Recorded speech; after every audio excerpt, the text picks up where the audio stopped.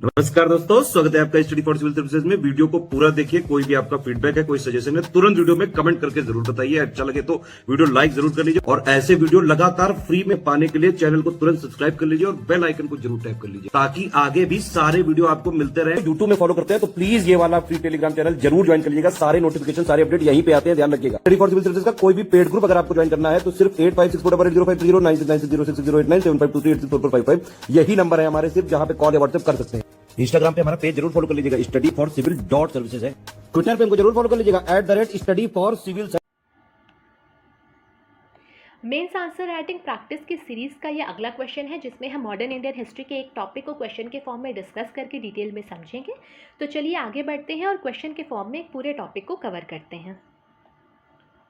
हमारा क्वेश्चन कह रहा है, what administrative policies were used by Lord Curzon in India, what were the long term impacts of his policies. Lord Curzon ने भारत में किन प्रशासनिक नीतियों का प्रयोग किया, उसकी नीतियों के दीर्घकालिक क्या परिणाम थे।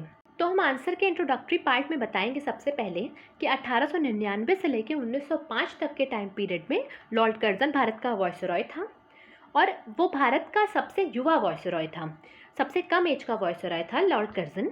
और उसने अपनी प्रतिक्रियावादी नीतियों के लिए उसे जाना जाता है, यानी कि उसे अपनी रिएक्शनरी पॉलिसीज़ के लिए जाना जाता है।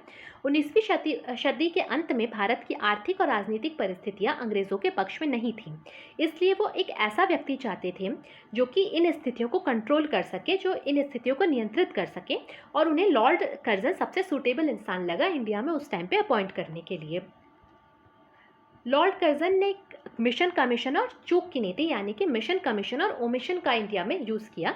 तो with the appointment of Lord Curzon, India saw policies of mission commission and omission. Lord Curzon की नियुक्ति के साथ भारत में मिशन कमीशन और चूक की गतिविधियां, नीतियां देखी गईं। लॉर्ड कर्जन नस्लवादी मानसिकता का था और वे अंग्रेज़ों की श्रेष्ठता में विश्वास किया करता था। वो भारतीयों को हीन माना करता था और उसने राष्ट्रवादी नेताओं के बारे में भी अपमानजनक टिप्पणी भी की थी। तो हमने पहले भी समझा है कि लॉर्ड कर्जन किस तरीके की पॉलिसीज़ लेकर के आया था, जिसकी वजह से इंडिया में लीडर्स में एक्सट्रीमिस्ट फेज़ आता है। कुछ लॉर्ड कर्जन की पॉलिसीज़ भी उसके लिए एक बड़ी जिम्मेदार थी, एक बड़ा रीज़न बनी थी। तो लॉर्ड कर्जन इंडियंस को बहुत नीची नज़रों से देखा करता था। वो ब्रिटिशर्स की सुपीरियरिटी में ही बिलीव किया करता था और यही माना करता था कि ब्रिटिशर ही सबसे सुप्रीम है और इंडियंस बहुत बार्बर हैं, इंडियंस अनसिविलाइज्ड हैं, वो ऐसा समझा करता था। और कर्जन भारतीय प्रशासन को आधिकारिक और केंद्रीकृत करना चाहता था और इसके लिए उसने बहुत सारी नीतियाँ लेकर के आई थी। वो पूरा एक तरीके से इंडियन एडमिनिस्ट्रेशन को बदलना चाहता था और वो सेंट्रलाइज और ऑफिशियलाइज करना चाहता था इंडियन एडमिनिस्ट्रेशन को, जिसका कि बहुत लॉन्ग टर्म इम्पैक्ट भी इंडिया पे देखने को मिलता है आगे आने वाले समय में। तो कर्जन की नीतियाँ क्या क्या थी हम समझेंगे। तो सबसे पहली नीति थी कर्जन की 1899 में जो उसने आते ही चालू करी थी, वो थी कलकत्ता कॉरपोरेशन एक्ट 1899 का। इसमें यह था कि भारतीय स्वयं पर शासन ना कर सके, इसलिए वो इस अधिनियम को लेकर के आया था और उसने विधान परिषद में निर्वाचित व्यक्तियों की संख्या कम कर दी थी और मनोनीत सदस्यों की संख्या बढ़ा दी थी। तो एक तरीके से असेंबलीज़ में उसने इंडियंस की संख्या, जो मतलब नॉमिनेटेड इंडियंस को उसने बढ़ा दिया था, जिससे कि पूरा का पूरा कंट्रोल उसके अंडर रहे, और इलेक्टेड मेंबर्स को उसने कम कर दिया था, जिससे कि इंडियंस का जो सेल्फ रूल करना चाहते हैं वो रूल ना कर पाए, क्योंकि उसे लगता था कि इंडियंस खुद पे रूल नहीं कर सकते हैं, इंडियंस इस लायक नहीं है कि वो खुद पे रूल कर सके। तो इसलिए वो सबसे पहले लेकर के आता है कलकत्ता कॉरपोरेशन एक्ट 1899। उसके बाद 1904 में वो ऑफिशियल सीक्रेट एक्ट लेकर के आता है, जो एक तरीके से प्रेस को रेस्ट्रिक्ट करने का काम करता था। फ्रीडम ऑफ प्रेस छिन गया था, प्रेस की स्वतंत्रता पर अंकुश लगा दिया था इस एक्ट ने। उसके बाद आता है 1904 का भारतीय विश्वविद्यालय अधिनियम। तो जब हमने एजुकेशन का डेवलपमेंट पढ़ा था तब हमने देखा था कि जो यूनिवर्सिटी कैंपस हुआ करते थे वो एक पूरा बर्थ प्लेस बन गए थे रिवॉल्यूशनरीज़ का। तो इसी तरीके की एक्टिविटीज़ ना आगे बढ़ें और एक्सट्रीमिस्ट लीडर आगे निकल के ना आए, यूनिवर्सिटी कैंपस में एक्सट्रीमिज़म ना बढ़े, नेशनलिज्म ना बढ़े, इसलिए वो सबसे पहले 1902 में एक यूनिवर्सिटी कमीशन बनाता है। उसके बाद 1904 में यूनिवर्सिटीज़ एक्ट लेकर के आता है विश्वविद्यालयों को नियंत्रित करने के लिए। फिर 1904 में उसने एक प्राचीन स्मारक अधिनियम लेकर के आया, यानी एंशिएंट मॉन्यूमेंट एक्ट लेकर के आया। तो देखिए सारी नीतियाँ कर्जन की क्रिटिसाइज़ करने वाली नहीं थी। इंडियंस को लेकर के उसने जो नीतियाँ बनाई थी, जो मेंटालिटी उसकी थी, वो इंडियंस के लिए ख़राब थी, लेकिन कुछ उसकी नीतियाँ ऐसी थी जिसने कि आगे आने वाले समय में अच्छा काम भी किया था। उसमें से एक आती है ancient monument 1904, ancient monument act of 1904। इसने समझी, इम्पॉर्टेंस समझी, जो हमारे पुराने मॉन्यूमेंट्स हैं, जो हमारे आर्कियोलॉजिकल साइट्स हैं, इन सब की इम्पॉर्टेंस समझी और उसने एक आर्कियोलॉजिकल डिपार्टमेंट बनाया, यानी कि एक ऐतिहासिक स्मारकों की मरम्मत, जीर्णोद्धार और सुरक्षा की जिम्मेदारी के लिए उसने एक पुरातत्व विभाग बनाया। उसने इम्पॉर्टेंस समझी कि मॉन्यूमेंट्स को प्रिजर्व करना ज़रूरी है, इसलिए उसने एक आर्कियोलॉजिकल डिपार्टमेंट बनाया। और जितने भी राज्य थे, जो नेटिव रूलर्स हुआ करते थे, उनसे कहा कि आप ऐसे स्टेप्स उठाएं और आप आगे बढ़ें और जितने भी आपके मॉन्यूमेंट्स हैं आपके एरिया में, आप उन सबको प्रिजर्व करने का काम करें। और उसने प्रांतीय सरकारों को कहा कि आप संग्रहालय खोलें, आप म्यूजियम्स खोलें। प्रोविंशियल गवर्नमेंट से उसने म्यूजियम्स खोलने की मांग करी और उसने नेटिव रूलर्स को ये कहा कि आप सिमिलर मेजर्स लें अपने स्टेट्स में और अपने हिस्टोरिकल मॉन्यूमेंट्स को प्रिजर्व करें। तो ये एक अच्छा मूव था उसका।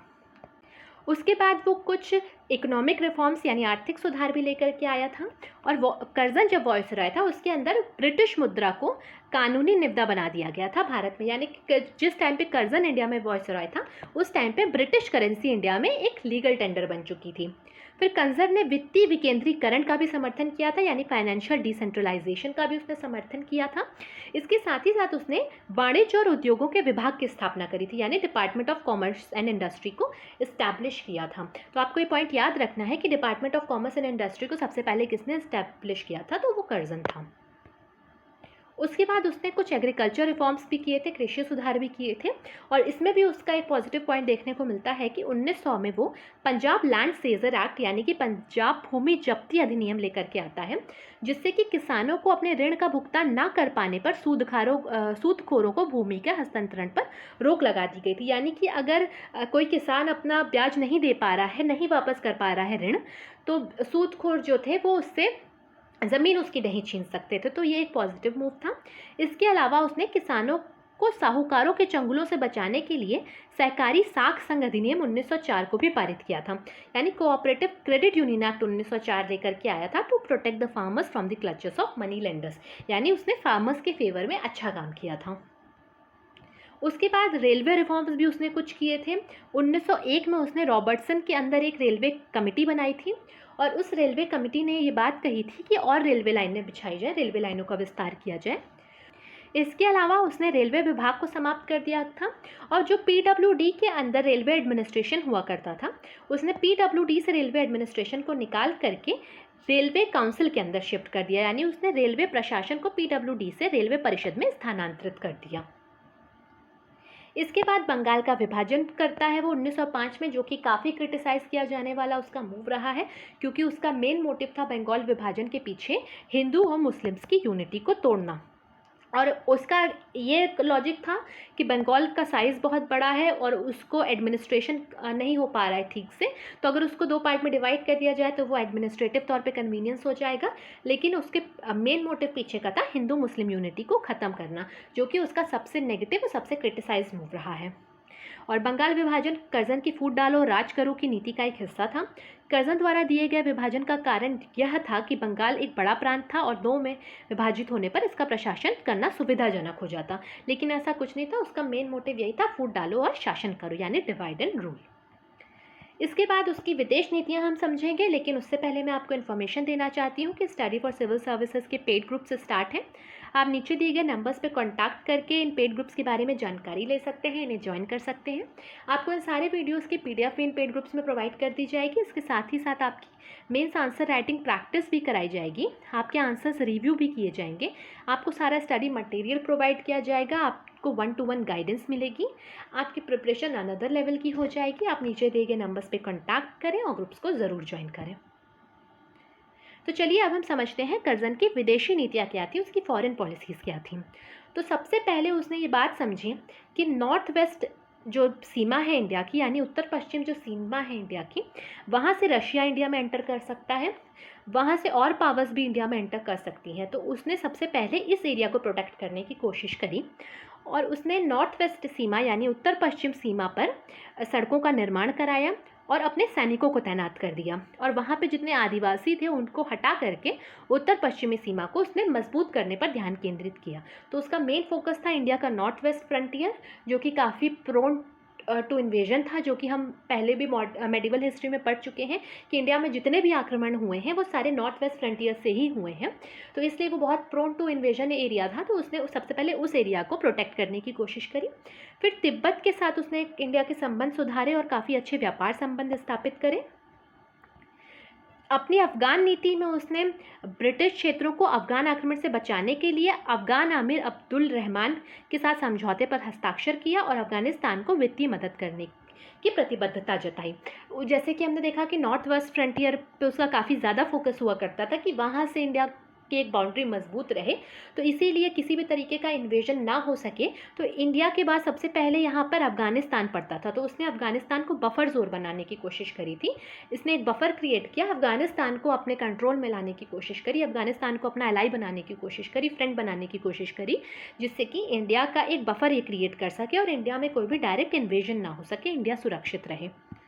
फिर उसने पर्शियन गल्फ में काफ़ी सारी नीतियाँ चलाई थी और अपने रिलेशन सुधारने के लिए फारसियों का समर्थन प्राप्त करने के लिए, फारस में अपना प्रभाव बनाए रखने के लिए 1909 में स्वयं खाड़ी का दौरा किया था। तो उसने और इंडिया के अगर वेस्ट में हम चले जाएंगे तो ये गल्फ़ कंट्रीज़ हमें मिलती हैं, तो गल्फ़ कंट्रीज़ के साथ उसने अपने रिलेशंस अच्छे करने के लिए वहाँ पे खुद उसने 1903 में दौरा भी किया था। इसके बाद हम देखेंगे कि कर्जन की नीतियों का क्या प्रभाव पड़ा था, जो कि हमारे क्वेश्चन का दूसरा पार्ट है। तो हम कर्जन की नीतियों के प्रभाव पे सबसे पहले उस पॉइंट पे फोकस करेंगे, जो कि उसकी नीति थी फूट डालो और राज करो। और कर्जन की फूट डालो राज करो की नीति से ही इंडिया में कम्युनलिज्म का जन्म होता है, कम्युनल पॉलिटिक्स आती है और सांप्रदायिक राजनीति का जन्म करता है कर्जन। इसकी नीतियाँ और मुस्लिम नेताओं को, कांग्रेस नेताओं को उसने खिलाफ कर दिया था। इसी वजह से बाद में 1-1.5 साल बाद आगे जाकर के 1906 में मुस्लिम लीग बनती है। मुस्लिम से अलग होने की डिमांड करते हैं, सेपरेट इलेक्टोरेट चाहते हैं और ये सब परिणाम था कर्जन की फूट डालो और शासन करो की नीति का। इसके बाद राष्ट्रीय भावनाओं को उसने बढ़ावा दिया। तो एक तरफ तो उसकी नीतियों की वजह से हिंदू मुस्लिम में फूट पड़ रही थी, लेकिन इसी की वजह से इंडिया में राष्ट्रवाद बढ़ा। उसकी इस तरीके की ह्यूमिलिएटिंग पॉलिसीज़ हुआ करती थी कि उसने लोगों के मन में आत्मसम्मान की भावना जताई, उसने लोगों के मन में ये जताया कि अब वो नहीं सहन करेंगे ब्रिटिश शासन को, और उससे राष्ट्रवाद का जन्म हुआ। फिर उग्रवाद का उदय भी कर्जन की पॉलिसीज़ रही हैं, जो कि हम पिछले वीडियो में समझ चुके हैं। कर्जन की नीतियों के खिलाफ प्रतिक्रिया के रूप में कांग्रेस के उग्रवादी नेता आगे आए और अपनी मांगों को पूरा करवाने के लिए जुझारू तरीकों का, यानी कि मिलिटेंट अप्रोचेस का यूज़ किया। फिर इंडिया आत्मनिर्भर बनने के लिए कदम उठाने लगा। नेशनलिस्ट लीडर्स आत्मनिर्भर बनना चाहते थे, जो कि एक्सट्रीमिस्ट लीडर्स थे वो बॉयकॉट कर रहे थे ब्रिटिशर्स को, ब्रिटिश गुड को, ब्रिटिश एजुकेशन सिस्टम को। तो उन्होंने आत्मनिर्भर बनने के लिए, सेल्फ रिलायंट बनने के लिए स्टेप्स लिए। उन्होंने फैक्ट्रीज़ खोली, स्कूल्स और कॉलेजेस खोले गए नेशनल लेवल पर, और नेशनलिस्ट ने खोले सब, जिससे कि इंडिया सेल्फ डिपेंडेंट हो सके इन सारी फील्ड्स में। फिर भारत का समृद्ध अतीत सामने आया। तो archaeological survey of India establish होता है 1904 में। पुरातत्व विभाग जब बनता है तो उसके बाद धीरे धीरे खोज शुरू होती है, फिर इंडिया का पास्ट सामने आता है, उससे भी इंडियंस में काफ़ी आत्मविश्वास देखने को मिलता है। तो इसी के साथ हमारा ये टॉपिक कंप्लीट होता है। आप और भी टॉपिक्स क्वेश्चन के फॉर्म में कवर कर सकते हैं।